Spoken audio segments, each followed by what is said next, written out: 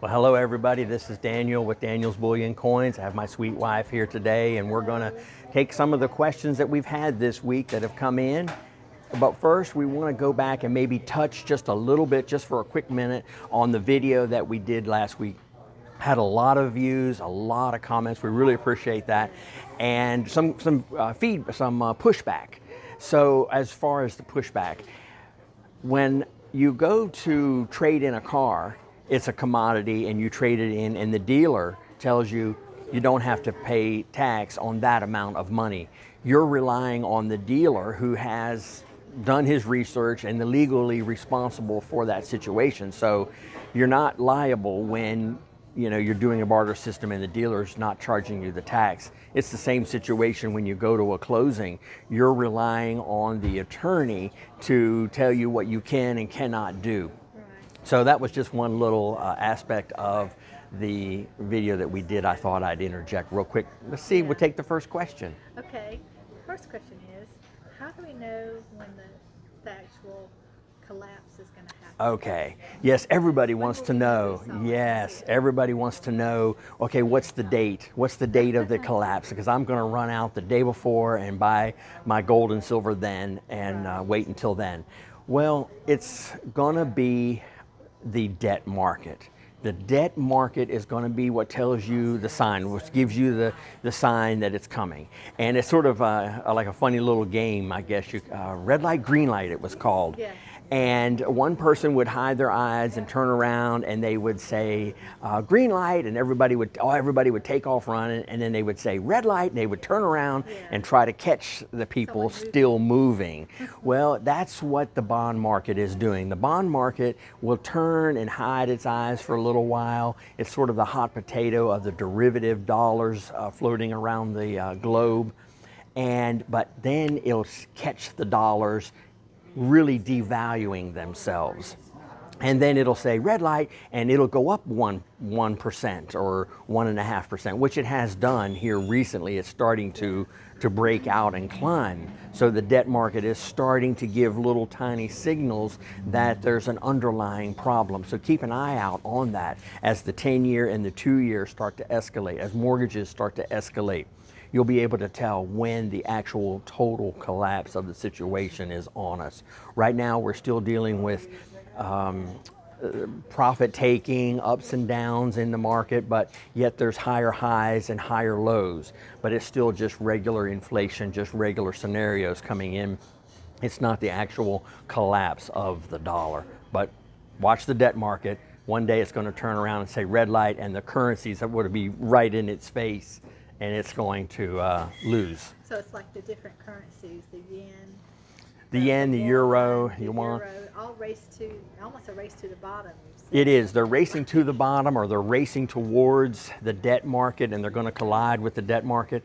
And the way that they're moving is by cutting interest rates and changing margins and things like that. There's lots of things that they can do to devalue or to increase the value of their currencies, and that's the movements that they're making, or they're running or moving. They're moving towards the debt market, and they're going to collide eventually, or they're racing towards the bottom is another way of saying it. They're really finagling it. They have to be so careful not to go too fast. Yes. Like you're saying, because it could really collapse everything. So they're just really trying to just inch and push. Yes. Just, and like, oh, I hope that does it. Yes. You can just see it with the way their interest rates, right? Right. It's like when you're playing red light, green light, you cannot take off running because you're going to get caught moving. So you have to move kind of slowly so that you don't get caught in the game of yes, and that way you can stop when it says red light. When the debt market says red light and turns around, those currencies aren't moving very fast. So they move very slow. And they do things like jawboning is probably one of the biggest things they do. Jawboning is when they just talk about lowering rates, but then they put it off for a year or a year and a half or 2 years, just saying that they're going to lower rates. And you can tell even in the gold and silver market, like, oh. Yes, so it affects the currency, so that's a little bit of movement, but they're doing it very slowly and walking very slowly so as not to get caught by the debt market when it turns around and says red light, interest rates are going up, mortgage rates are going up, 10-year, 2 years going up. They're going to catch the currency accelerating too fast. And then that currency is going to be out of the game. Sort of like Venezuela, or Argentina, you know, their currencies have totally collapsed now. Yeah. That's why another good reason to be out of debt.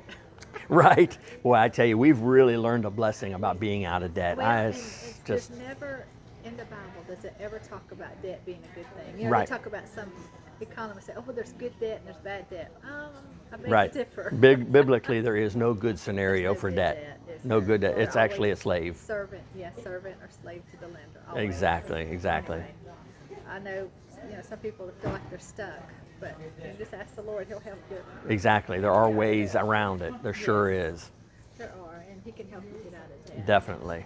And, my next question is, how is the government, how do they, the methods they use to devalue the currency? Okay. Because they devalue it and so that they can, Yes. It's a form of tax. yeah. Devaluing the currency is like a form of tax.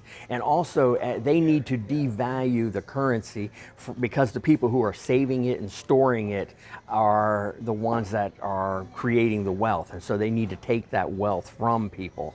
And so the way they do it is by inflation, and they try to control inflation. They say, oh, we need to have it at 2%. Well, you know, then they lie about it and they finagle what the inflation actually is. So they're actually, you know, reducing it 0.02. So if you've got this $20,000 in your account, subtract 0.02 from it annually. Well, as the situation gets worse and worse, historically, eventually it's not 0.02, it's actually a whole zero that's cut off. Yeah, you look decimal point. a whole decimal point, right? You go back in history, and they'll take 2 zeros off or 3 zeros off. Sometimes they'll take 10 zeros off. Even in history, there's been times where they've taken multiple zeros so off. you think that could happen here? We wake up Definitely. in the morning and you have 20,000, next morning it's 2,000? Exactly, that could happen. terrible. That could happen, and other things that could happen. You have bail-ins where you have 20,000 in your account, and you wake up and you don't have 20,000 cash anymore. You have stocks in the bank. You now have stocks in the bank, Gone under. right? That's about to go under anyway. And so you think, oh, I've got these stocks, and they're going to pay you a dividend off of them or whatever they're going to promise you. But in the end, it's just another step towards the collapse. Oh, goodness. No, It's quite a scenario, isn't It it? really is. Okay, now I've got another question. Okay. What about the silver non-confiscation? We know Oh, about the gold. yes, How yes, there's yes. a clause, or there's a federal code. Or, Okay, so Roosevelt wrote the Executive Order 6201, and in that order he confiscated the gold. So at the time you could bring your $20 piece of gold in, and you were forced to bring it in to the bank and get a $20 note. Once he had collected all of the gold, he changed the value of the gold from 20 to nearly 40. So it was 39 or 38 something, but let's use 40 for round numbers. So he doubled the coffers of the government, the amount of money that the government had. He doubled it overnight. So anybody who still had gold doubled the amount of money that they had. Anybody who took the $20 now had half of their value.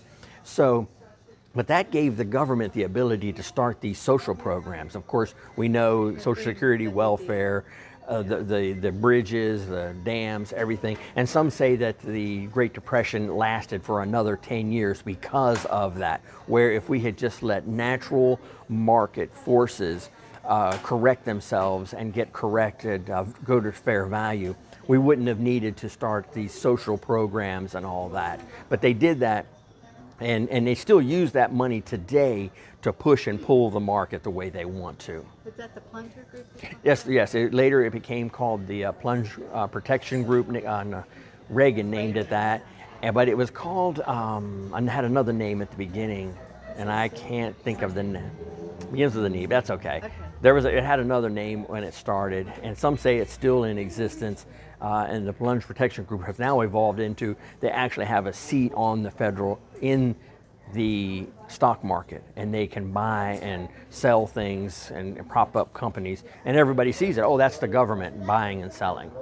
It's amazing how we've progressed It really is. down this road. How they can be involved in it like that. Right. Anyway, this past week too, we saw a really big rise. Again, it's like gold and silver are just taking off. Right. I'm sorry, I didn't get to finish your other question. Let me back up to that because I kind of got off track. Okay. Let's talk about the confiscation. Yeah, I got silver way is off. okay. I got way off track. But the confiscation, we know that there were two exceptions to Roosevelt's law, 6201. One of them was the numismatic gold. So if you want to diversify a little bit, in my opinion, this is just you go educate yourself. Get the numismatic gold because it's listed as one of the ways of non-confiscatable. Jewelry is the other. Explain what. Well, what happened was the guy who actually typed up the law, he wanted an exemption for his buddies and himself to hold gold because they knew that the government was getting ready to cut it in half, right? Numerically, it was going to be doubled, but the value was going to be cut in half of the currency. So he wrote in that exception and told all of his friends, hey, stock up on numismatic gold. There's this law coming out. And they still do that today. The insiders, play the market on inside information. And so numismatic is any coin that has antique or rare or unique value. So, for example, at the time, any coin made from 1900 to 1933 was not considered numismatic, so those were all melted. Anything 1900 and older, so back into the 17th century, those were not considered bullion, and so you could keep it as a rare coin. So older. So nowadays we have companies that actually slab the coins, and you can get, I prefer PCGS or NGC, and you can get it actually slabbed, and that'll give you your numismatic value. And I buy just the lowest numismatic value of all, just so that I'm just inside. I just stick the camel's nose under the tent and have that diversification, so that not only do you have the gold, but you have the coin, and then you have the numismatic value, and then you have the fact that it's graded and authenticated by a reputable PCGS company.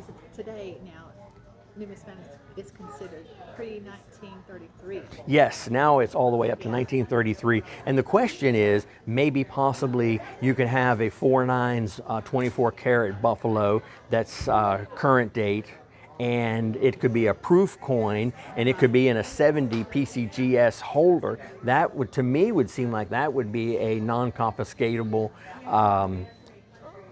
coin also. But to be safe and for sure, 1933 and older, the older gold. But I think the 70s are going, because it's got numismatic value. It's struck as a proof, it's a limited production, it's got coin value. So that's how it's described in the law. What about foreign gold, like the Krugerrand, South African Krugerrand? Yeah, I've always wondered about that. Canadian-made gold. I've wondered about that, and I do know that the international standard is 4/9. Right. So if you're thinking international, the first thing that would come to my mind is to have 4/9, and the Canadian maple leaf is 4/9, the buffalo is 4/9. As far as the Krugerrand and some of these other older coins that are still in production now from way back, that may be 3/9 or 90%, you may find yourself outside of the 4/9 international standard that's coming. But it still could be numismatic, though, right? If it's another country. I haven't seen, that many gold coins that fall in the numismatic. I'm throwing you a. Okay, none of the foreign coins are going to be numismatic because they really have less value than American gold. We sell. Could they count this? I mean, if That's a good question. it's foreign, it's not American. Yeah, that's why I like the maple leaf also, because it is at least across the line, and it doesn't say United States or property of the U.S. government, stamped on it.